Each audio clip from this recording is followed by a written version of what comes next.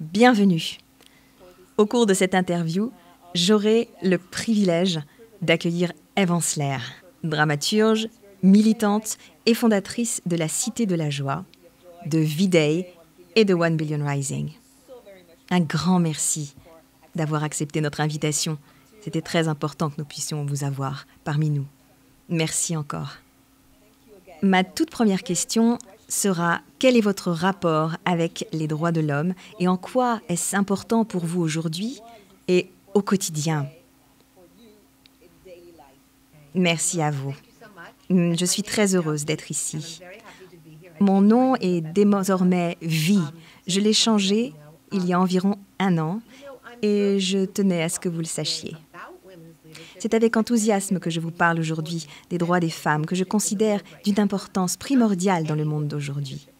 Cependant, il ne s'agit pas de n'importe quelle femme. Nous avons besoin de femmes d'un genre très particulier, des femmes qui combattent le capitalisme prédateur, qui se battent pour la terre, pour mettre un terme à la catastrophe climatique, pour les droits des travailleurs, contre les violences commises sur les femmes, qui prennent la défense des droits des homosexuels, transgenres et non-binaires, qui comprennent que nous ne pouvons pas exister si nous continuons ainsi dans un monde inéquitable, caractérisé par le déséquilibre économique, avec une poignée de gens possédant toutes les ressources monétaires, tandis que le reste du monde meurt de faim. Des femmes qui combattent l'impérialisme, qui rejettent les guerres. Voilà le genre de femmes que j'aimerais voir diriger le monde. J'ai eu la chance de parcourir le monde et de rencontrer des militantes de terrain partout sur la planète. Pour moi, les plus grandes femmes sont en ce monde leaders. Vous savez, nous avons une expression datant des années V-Days, les guerrières du vagin, car les femmes de cette espèce ne recherchent ni la célébrité, ni l'argent, ni la promotion professionnelle. Ce travail, elles l'ont accompli afin de mettre un terme à ces choses qu'elles ont vécues en leur chair, car elles en ont mesuré l'impact sur leur propre vie, et elles ont sacrifié les leurs pour permettre un changement dans la vie des autres femmes. Voilà les femmes qui méritent d'être sur le devant de la scène et qui devraient nous diriger à l'heure présente, car leurs motivations proviennent de leur expérience, leur sagesse et leur connaissance de ce que l'oppression signifie, notamment l'oppression vécue. Ce sont les femmes en qui j'ai le plus confiance pour nous montrer la voie.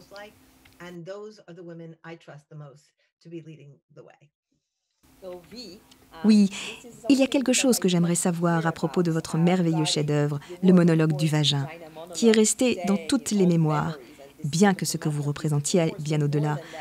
En quoi les périodes Covid et post-Covid pourront-elles bénéficier de ce leadership féminin ?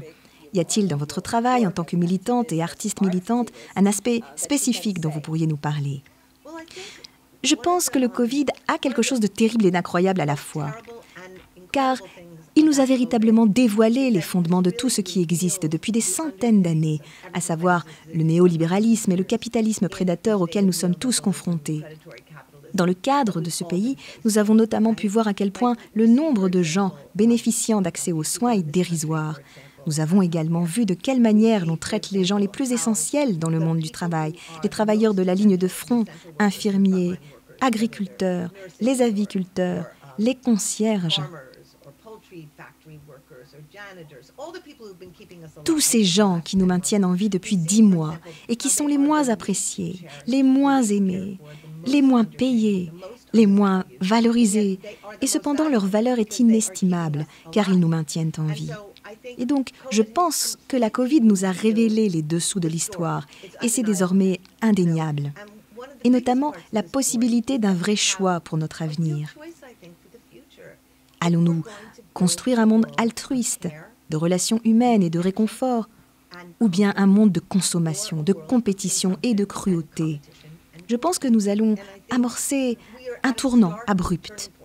Et cela vaut tout autant pour la manière dont nous appréhenderons la question de la femme, du corps de la femme, de son estime d'elle-même, de sa valeur et de sa place dans le monde, que pour la façon dont nous traiterons la terre. Comprenons-nous la valeur de la terre? Aimons-nous la terre? Désirons-nous la protéger? comprendrons-nous qu'elle nous donne tout. La terre est d'une telle générosité, elle ne cesse de nous donner de l'air, de l'eau, de la nourriture, de la beauté. Or, je ressens la même chose pour les femmes et je pense que dans cette ère post-Covid, leur leadership consistera à mettre en évidence et rehausser le pouvoir de l'altruisme, des liens humains. Ce pouvoir qui permettra l'édification d'un monde où tout un chacun aura droit à l'eau, à la nourriture, au logement, à l'éducation, aux soins médicaux et à l'art. Cela doit faire partie de la prochaine étape de notre existence. Et je ne veux pas retourner en arrière. Je ne veux pas retourner à ce rythme infernal, détruisant l'environnement, dévorant le monde, la consommation, la compétition, le « et moi, et moi, et moi ». Just destroying the environment, eating up the world, consumption, competition, mine.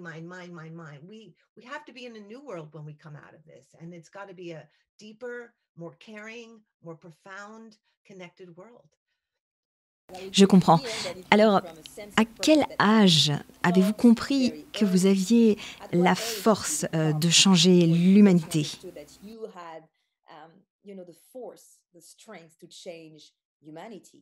Je ne sais pas si je le savais. Je voulais juste survivre.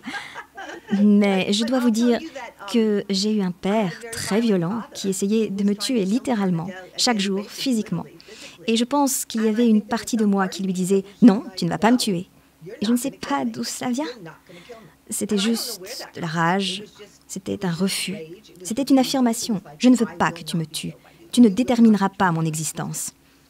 Évidemment, cela m'a entraînée vers des comportements très autodestructeurs pendant des années. Mais cette énergie m'a permis de ne pas être détruite par cet être humain si violent et si cruel. Et je pense que souvent, nous censurons cet instinct chez les femmes. Nous disons aux femmes de bien se comporter, nous leur disons d'être gentilles, ne crie pas s'il te viole, ne fais pas d'histoire, reste à ta place, laisse-le faire ce qu'il a à faire. N'en parle à personne plus tard, ne mets pas la pagaille, ne provoque pas d'ennui. C'est le contraire qui est vrai. Faites du bruit, criez, donnez des coups de pied quand il vous arrive quelque chose. Répliquez, parlez, brisez le silence, partagez ce qui se passe. C'est ainsi que nous nous en sortons et que nous survivrons, alors que nous nous refermons sur nous-mêmes.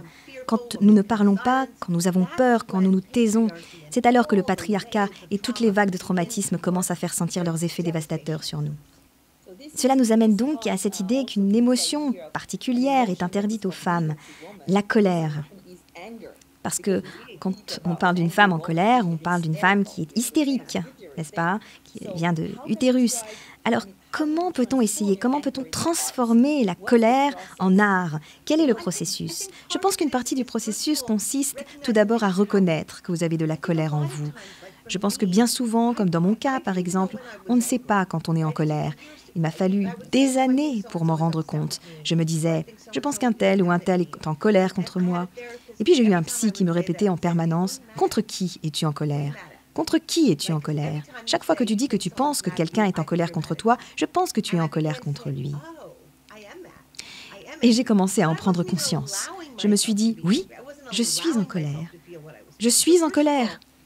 Mais je ne me permettais même pas d'être en colère, je ne me permettais pas de ressentir ce que je ressentais. Donc tout d'abord, il faut vérifier, vraiment identifier quand vous êtes en colère, ce qu'est la colère et comment elle disparaît sans que vous puissiez vous en emparer. Ensuite, je pense que c'est comme utiliser l'énergie, la passion ou la pulsion de cette colère et commencer à la projeter dans une autre direction, la projeter de manière à transformer la douleur en pouvoir, pour transformer la colère en création. Vous savez, je veux dire que si vous regardez la façon dont les choses sont forgées, lorsque les gens fabriquent des choses en métal, c'est le feu qui les forge. Ils les forgent, mais si vous avez besoin de ce feu pour les créer, vous avez aussi besoin des autres éléments pour faire quelque chose de beau et pour faire quelque chose qui attirera les gens sans les effrayer ou les blesser ou sans être violent.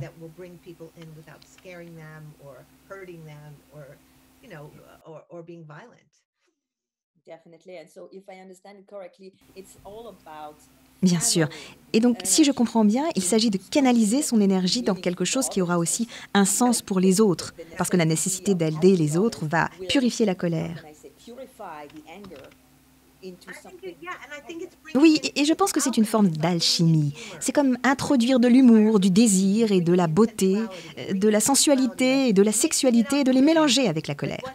Que commence-t-il alors à se produire? La colère devient drôle, la colère devient réjouissante. Alors ce n'est pas seulement une histoire de colère, mais c'est comme si vous mélangiez du feu, de l'acier et de l'eau.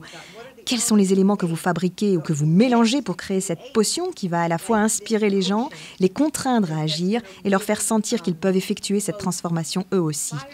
Parce que je pense que tout ce que l'on fait doit être motivé par cette dynamique. Si j'ai trouvé ma voie, si j'ai réussi à me sortir du désastre et de la douleur de mon enfance, tout le monde peut le faire. Tout le monde peut le faire. Et j'y crois vraiment. Et donc, comment partager les moyens que nous avons trouvés pour nous en sortir et comment partager l'énergie qu'il faut pour pouvoir s'en sortir?